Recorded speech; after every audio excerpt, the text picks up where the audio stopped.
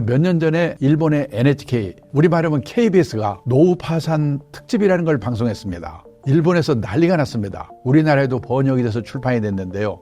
그거 읽은 분들이 공포 분위기입니다. 근데 그 일본에서 65세 이상 노인 중에서 사별하거나 이혼하고 자식들하고도 안 사는 독거노인이 630만 명 정도였는데 그중에서 200만 명 정도가 노후 파산으로 비참한 삶을 살고 있다는 겁니다.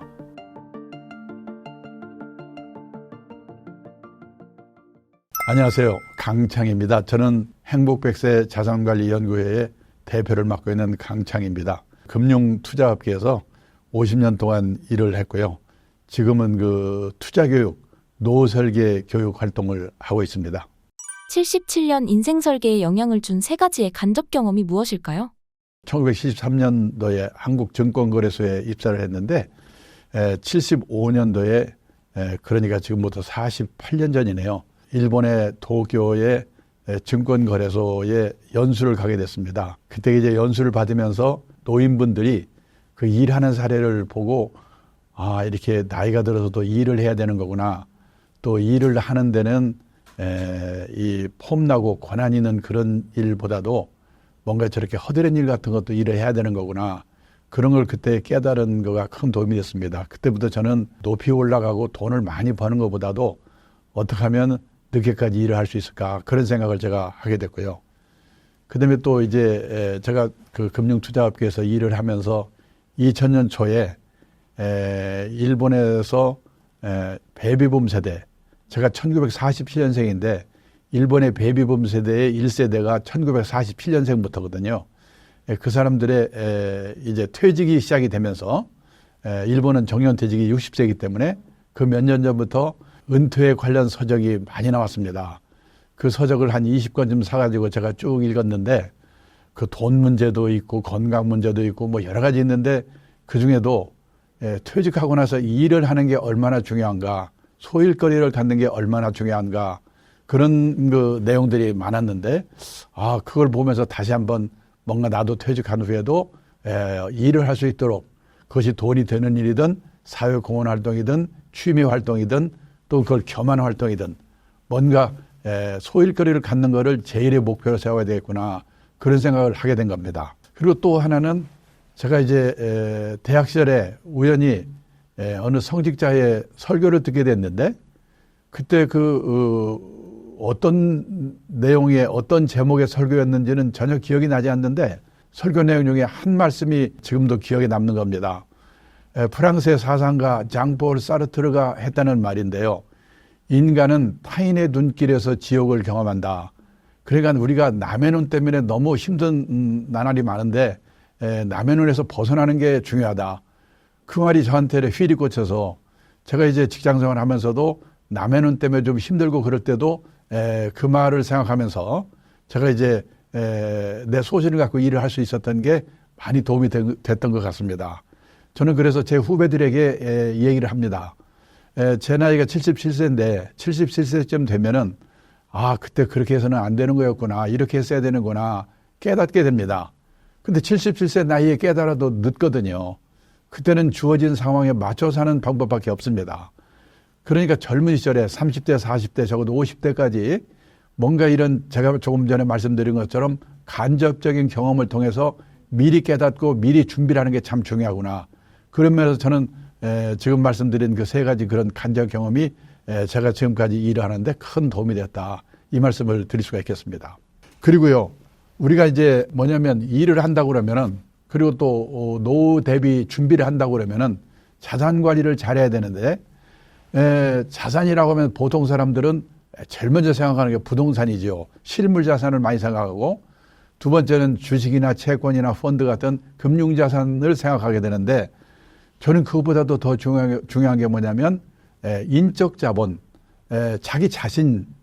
우리가 회사에서 일을 하게 되면요, 그 엄청난 그게 일이라는 것은 금융 자산입니다. 월급 나오죠, 보너스 나오죠, 퇴직금 나오죠. 저는 직장인은 일에서 성공해야 된다. 가장 큰 투자 엔진은 자신의 직업이다, 이렇게 말하는데 결국은 실물 자산, 금융 자산 못지않게 중요한 것이 인적 자산이다. 그래서 인적 자본을 자기 능력을 키우는 거를 직장 생활하면서 신경을 써야 된다. 이 말씀을 또 드리고 싶습니다. 퇴직 후에도 소일거리를 갖는 게 왜 중요한가요? 퇴직 후에도 소일거리를 갖는 게 중요하다는 것을 계속 강조하고 있는데요. 우리가 노후의 3대 불안이 뭐냐면 첫째가 돈입니다. 둘째가 건강, 셋째가 외로움인데요. 이 돈, 건강, 외로움 3대 불안을 해소하는 최선의 방법이 저는 소일거리 1이다 이렇게 주장을 하고 있습니다. 우선요. 소일거리를 가져야 되는 가장 큰 이유는 뭐냐면 퇴직 후의 인생이 너무나 길기 때문에 그렇습니다. 재작년에 잡코리아, 취업 컨설팅 업체 잡코리아가 발표한 자료를 보니까 우리나라 40세 이상 직장인이 체감하는 평균 퇴직 연령이 51.8세랍니다. 그 작년 연말에 대기업에서 40대 후반에 명퇴하는 사람 많이 봤거든요.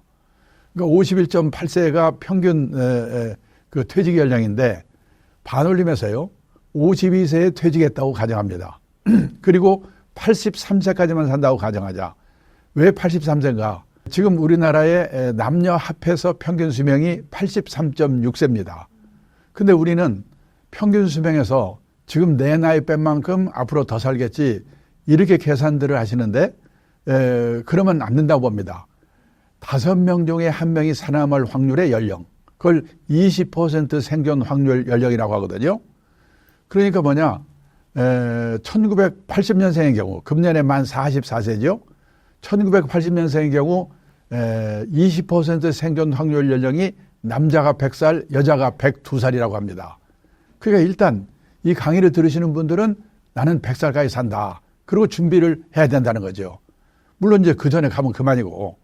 자, 그러면요. 그렇게 원래는 준비를 해야 되는데 그냥 평균 수명까지만 산다고 가정을 해도 52세에서 83세까지 31년입니다. 이 31년만 해도 이게 어느 정도 길인가? 하루가 24시간입니다. 현역 시절에는 무지개 바쁘지요. 일해야지, 술도 먹어야지, 연애도 해야지. 하루가요, 100시간이었으면 좋겠어요. 근데 퇴직을 하고 나면 이놈의 시간이 안 갑니다. 잠자는 시간, 밥 먹는 시간, 화장실 가는 시간 다 빼도 최소한 하루에 11시간 남거든요. 실제로 얼마 전에 어느 기업에서요. 퇴직을 앞둔 직원들을 부부를 불러가지고 교육을 시켰답니다. 거기 갔다 온 분에게 들은 얘기인데요. 강사가 오더니 그러더랍니다. 다음 달부터 퇴직이시죠? 그러면 그 다음 날부터 하루 일과 일주일 일과 한 달 일과표를 예상을 해서 한번 써보세요. 이걸 뭐라고 쓸까? 막연히 앉아있는데 마누라는 어떻게 쓰는가? 봤더니 그냥 받자마자 써내려가는데요. 아침에 일어나서 밥하고 빨래하고 청소하고 계모임 갔다 육성임 갔다 딸내집 갔다 줄줄줄 써내려가는데 자기는 10시까지 써놓고 나니까 쓸 말이 없더래요. 남자들이 이렇습니다. 최소한 11시간 남아요. 곱하기 365일, 1년이지요. 곱하기 31년. 이게 바로 12만 4,465시간이거든요. 그러면 12만 4,465시간이면 이게 어느 정도 길인가? 지금 우리나라 직장인들이 1년에 회사 나와서 근무하는 시간 연평균 1915시간입니다. 12만 4,465시간을 1915시간으로 나누면요. 약 65년이 돼요. 퇴직하고 31년 만에도 느낌상으로는 현역 시절에 65년에 해당한다. 100살까지를 생각하면 말할 것도 없습니다. 우리는 초등학교 다닐 때 하도 많이 들은 말이 있죠. 인생은 짧고 예술은 길다. 아닙니다. 앞으로는 인생도 무지하게 길고 예술도 길다. 그러고 대책을 세워야 된다는 거죠. 그래서요. 선진국에서는 노후에 대비하는 방법이 두 종류로 갈라진다는 겁니다. 열심히 살았는데 유감스럽게 노후 생활비가 모자라는 사람. 그런 사람 어떻게 살 건가? 제 생각에 우리나라는 유감스럽게도 모자라는 사람이 대부분 70, 80%라고 생각합니다. 인생에서 재산이 제일 많을 때가 50대랍니다. 근데 통계청 자료에 의하면 우리나라 50대 가구의 평균 총자산이 6억 450만 원이래요. 근데 여기에 부채, 빚이 있습니다. 가계부채가 많이 많죠. 평균 부채가 1억 700만 원. 빼면요. 4억 9,700. 이게 순자산 자기자본입니다. 언제 생각하면 50대 후반에 재산을 9,700만 원 정도 갖고 있으면 그럭저럭 살 수 있을 거 아닌가. 이게 생각하시겠죠. 근데 문제는요, 4억 9,700만 원 중에서 살고 있는 집값이 4억 2,700만 원이에요. 얼마 남습니까? 7천만 원 남잖아요. 이걸로 30년, 40년 어떻게 삽니까? 그러니까 7천만 원 갖고 주식 사서 튀겨볼까 했다 빵으로 만들거나. 요즘 뭐 난리지 않습니까? 코인 타고. 아니면 집을 팔아 살아야 되는데 지금 이 우리나라 집값이 10년 후, 20년 후 내 노후에 도움이 될까? 이웃나라 일본의 과거 사례를 보니까 제 친구가 동경 수도권에 살고 있습니다. 28평짜리 아파트에 살고 있습니다. 그 사람들은 집에다가 돈 처발하지 않거든요. 그 아파트를 1984년도에 우리 돈으로 계산해서 1억 2천만 원에 샀답니다. 그게 쫙 올라가지고 일본 집값이 제일 비쌀 때가 언제냐면 1991년. 그게 3억 6천만 원까지 올랐어요. 지금 거기 살고 있거든요. 제가 2달 전인가 전화해서 한번 물어봤어요. 지금 너희 집 얼마냐? 우리 돈으로 3천만 원, 4천만 원에도 팔릴지 말지래요. 팔아봤자 1년 생활비가 안 되는 거예요. 그러면 선진국 같으면 재산은 없더라도 최소 생활비 정도는 연금을 받아 생활하죠. 우리는 그럴 수 있는 분이 학교 선생님, 공무원, 군인 출신 빼면 없거든요. 보통 사람은 있는 게 국민연금 하나 정도인데 저도 놀랐는데요. 우리나라 65세 이상 고령자 중에서 나이 들어서 국민연금을 받는 걸 노령연금이라고 그러죠. 그게 몇십만 원에도 받는 사람이 68%밖에 안 돼요. 더 문제는 월 수령액이 60만 원 미만이 74%. 막말로 껌값 정도예요. 100만 원 이상 받는 사람은 10%밖에 안 돼요. 국민연금? 제가 작년에요. 국민연금 적립된 금액을 가입자 수로 나눠보니까 1인당 평균 4,800만 원 정도. 개인연금? 가입자도 많지 않지만 계좌 수로 나눠봤더니 1인당 평균 1,800만 원 정도. 그 두 개 다 한꺼번에 받는다고 가정해도 한 1, 2년 지나면 없어져요. 있는 게 뭐냐면 달랑 집 한 채거든요. 근데 그 집이 내 노후에 도움이 될까? 지금요, 일본 동경에 가면 신도시, 우리말 하면 분당, 일산, 80년대까지만 해도 흥청흥청하던 신도시인데요. 저녁에 가보면 불안돈 아파트가 많아요. 비어있어가지고.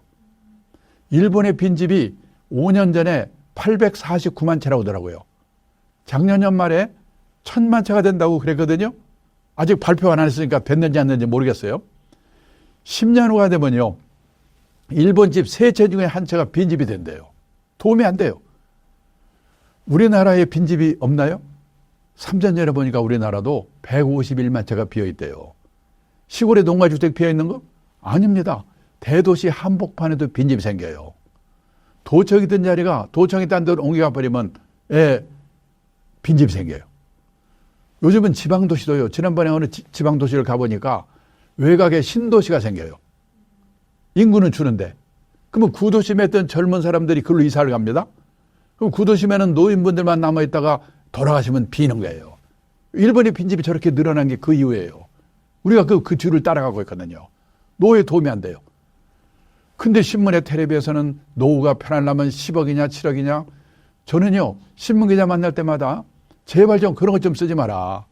우리나라 대부분이 그렇게 안 되는데 그런 기사를 보면 도움이 됩니까? 복통 터지고 초조하죠. 그래서 지금 온갖 사기 사건이 횡행합니다. 부동산 기획 사기, 책방에 가보면 재테크 광풍입니다. 2배로 튀기는 법, 3배로 튀기는 법. 아니, 책 한 권 읽고요, 2배로 튀길 수 있으면 그 인생이 얼마나 간단하겠습니까? 그런 법 없죠. 선진국의 경우에는 돈이 모자라는 사람은 뭔가 일할 준비를 합니다. 허드렛 일이라도 하겠다. 그리고요, 돈이 문제가 없는 사람은 뭐냐? 취미활동, 그 다음에 사회공헌활동, 또 이런 일을 합니다.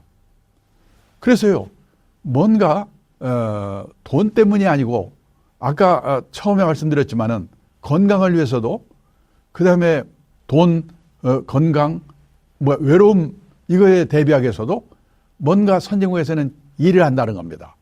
지금 우리나라도 돈이 있으면 있는 대로, 없으면 없는 대로 뭔가 소일거리를 갖는 게 중요하다.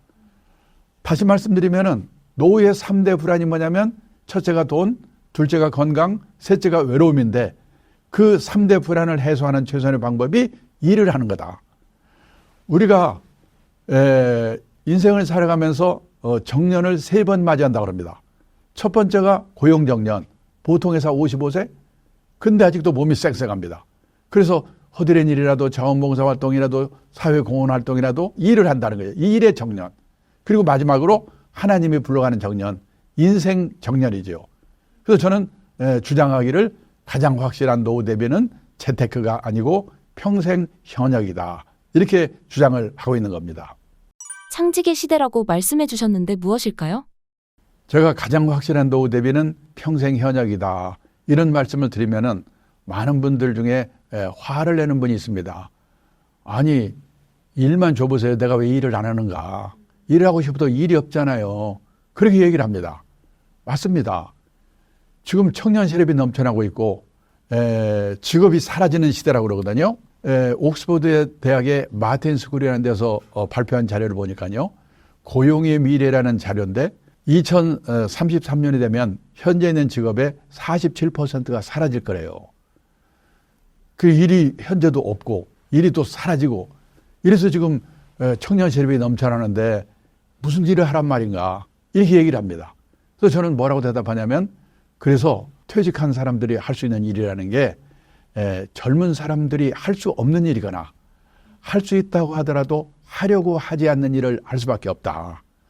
가능하면 할 수 없는 일을 하는 게 좋은데 그러기 위해서는 아까 말씀드린 것처럼 직업이 사라지는 시대에 젊은 사람도 할 수 없는 그런 일을 해야 되니까 뭐냐면 젊은 사람들이 하지 않는 일을 찾아서 하는 게 중요하다. 그런 의미에서 저는요. 지금 뭔가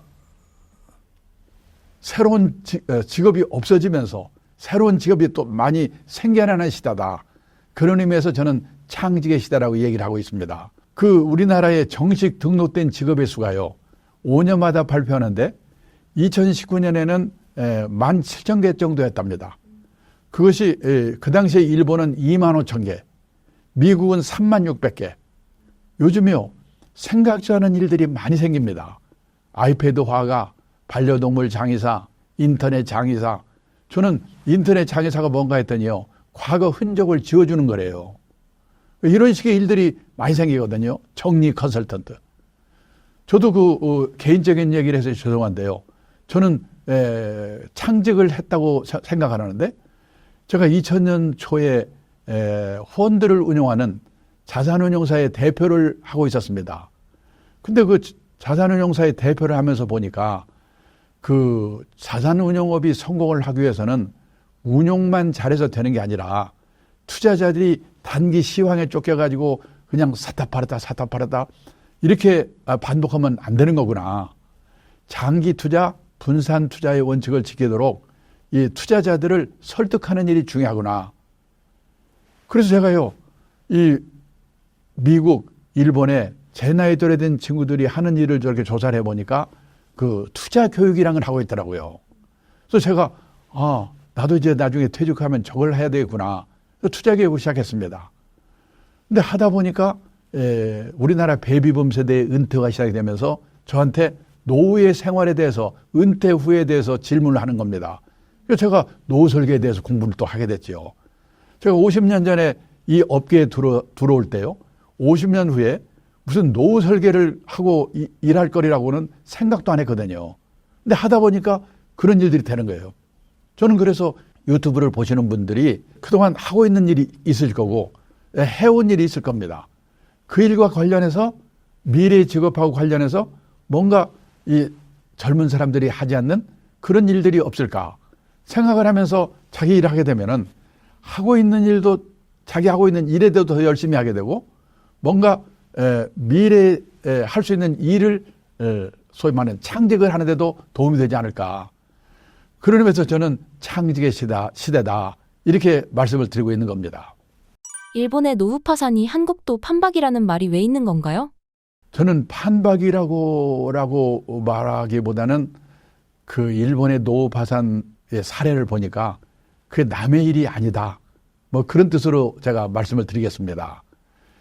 몇 년 전에 일본의 NHK, 우리 말하면 KBS가 노후 파산 특집이라는 걸 방송했습니다. 일본에서 난리가 났습니다. 그 책을 얻어가지고 우리나라에도 번역이 돼서 출판이 됐는데요. 그거 읽은 분들이 공포 분위기입니다. 저는요, 아까 말씀드린 것처럼 일본에서 근무를 좀 오래 했기 때문에 일본 사정에 대해서 안다고 생각했거든요. 저는 일본은 노인들한테는 천국인 나라다 이런 생각을 했습니다. 왜냐하면 일본의 노인들은 고성장기에 직장 생활을 했기 때문에 60살까지 잘릴 염려가 없습니다. 그리고 고성장기에는 우리도 그랬지만은 돈을 빌려서라도 땅 사고 집 사고 주식 사고 사면 올라가거든요.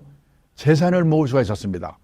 그리고 일본은 우리보다 연금 제도가 일찍 도입이 됐기 때문에 웬만한 직장인이면요, 우리식으로 말하면 국민연금하고 퇴직연금 이 두 개만 합치면요, 선생님이나 공무원이 아니더라도 보통의 직장인도 월 우리 돈으로 200만 원 정도는 다 받거든요.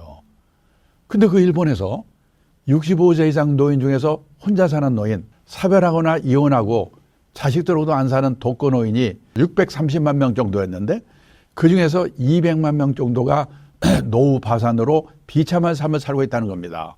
깜짝 놀랐습니다. 왜 그런가? 퇴직연금 제도가 있는 회사에 다닌 사람은 괜찮은데 자영업을 한 분들, 농업 종사자, 중소기업에서 퇴직연금 제도 없는 회사 다닌 사람들, 그런 사람들은 있는 게 우리식으로 말하면 기초연금 하나 정도거든요. 근데 그 일본은 기초연금 금액이 우리보다는 많은데 1인당 최고 금액이 월 65만 원 정도입니다. 우리 돈으로 계산해서.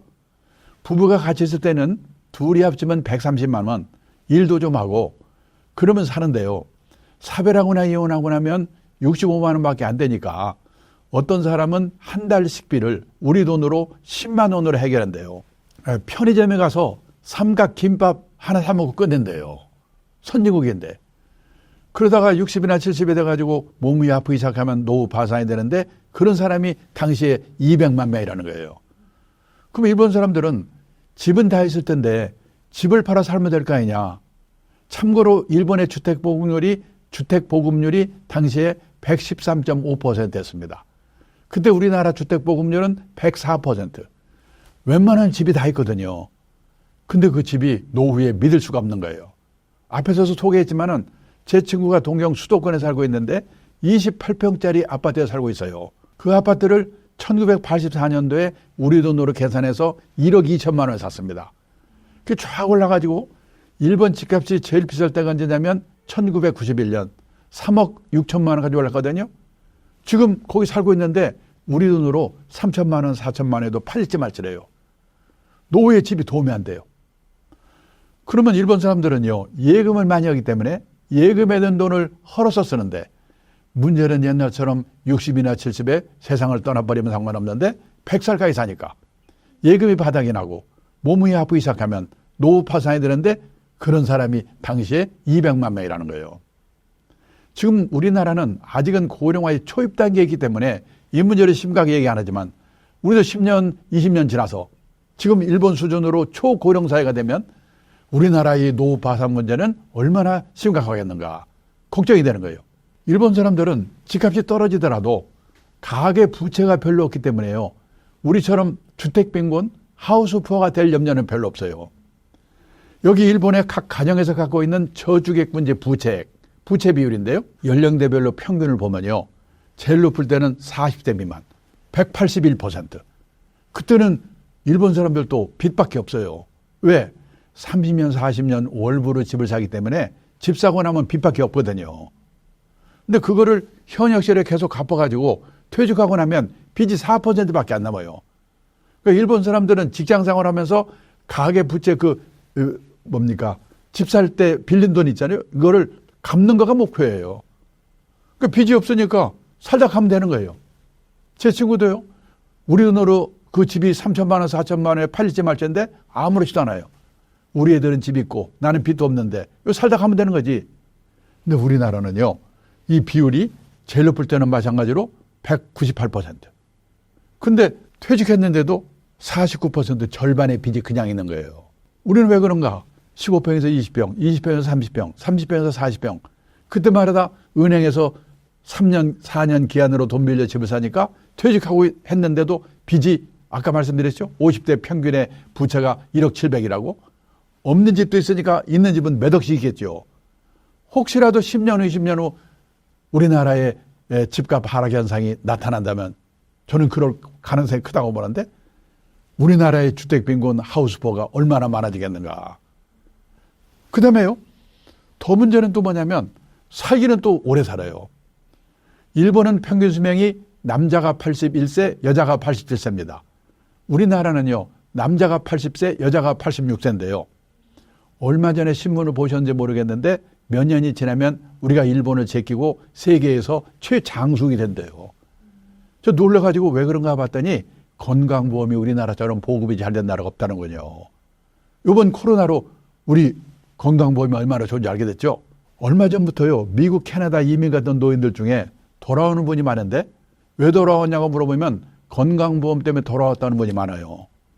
캐나다는 거의 다 무료에 가까운데 문제는 순서가 안 와. 백도 못 써. 그래서 캐나다에서는 농담으로 기다리다 죽는다고 그러잖아요. 미국에서는요. 오바마 대통령이 우리나라처럼 모든 국민에게 건강보험제도 실시하려다가 못하고 말았죠. 그래서 미국의 재미국 보도들 중에는 건강보험 가입 안 한 분도 많대요. 그 사람들은 맹장수술 하나인데도 3천만 원, 4천만 원. 미국에서는 돈이 없어서 죽는데요. 근데 우리는요. 제가 얼마 전에 통풍이 와서 병원에 갔더니 진료비가 1,500원. 약값이 5일간 처방전 받아서 가봤더니 1,000원이에요. 왜 이렇게 싸요? 그랬더니 65세 이상은 다 그렇게 싸대 그냥. 그래서 우리가 세계에서 제일 오래 살게 된대요. 이 아까 말씀드린 것처럼 갖고 있는 돈은 없는데 살기는 100살까지 살고 그러니까 지금 이 노후파산 문제가 우리가 일본 문제가 아니고 우리가 더 심각하다. 이런 말씀을 드리는 겁니다. 100세 시대 노후 준비는 어떤 준비가 필요할까요? 그래서 이제 많은 분들이 이 노후 준비하게 되면은 몇 억 노후 자금이 있어야 돼요? 이런 질문이 대부분이거든요. 그런데 몇 억의 노후 자금이 있다고 하더라도 이 중대 질병, 거기서 돈 써야 될 일이 생긴다. 그 다음에 살기는 다 100살까지 산다. 그 다음에 또 자식 때문에 또 돈 날리는 분들도 많거든요. 그 다음에 우리나라는 아까 말씀드린 것처럼 재산이 부동산밖에 없어요. 그리고 지금 요즘 인플레 보시죠. 몇 억 있었는데 인플레가 되니까 갑자기 뭐 무슨 참외값이 얼마고 이러지 않습니까? 그래서 뭐냐. 이 생각보다 우리가 100살까지 오래 산다는 장수 리스크에 대비를 해야 되고 그다음에 건강 문제, 건강 리스크에 대비해야 되고 그다음에 자식 때문에 나중에 노후에 고생하지 않도록 자녀 리스크의 관리를 더 잘해야 되고 그다음에 우리는 재산이 부동산밖에 없는데 부동산 값이 떨어지면 큰일 나니까 이 자산 구조 리스크에도 대비를 하고 그리고 몇 년 전에까지만 해도 인플레에 대해서 생각을 안 했는데 요 2, 3년 인플레 심각하지 않아요? 그러면 돈 몇 억 모아서 예금해가지고 그 돈 받아서 생활이 어려우니까 그런 인플레 리스크에 대비해서 어떻게 내 돈을 잘 날리지 않고 투자할까? 그런 공부를 해야 됩니다. 그래서 돈 몇 억의 문제가 아니라 장수 리스크, 건강 리스크, 자녀 리스크, 자산 구조 리스크, 인플레 리스크 이 5가지 리스크에 종합해서 대비하는 그런 준비를 해야 된다. 이렇게 말씀드릴 수 있겠습니다.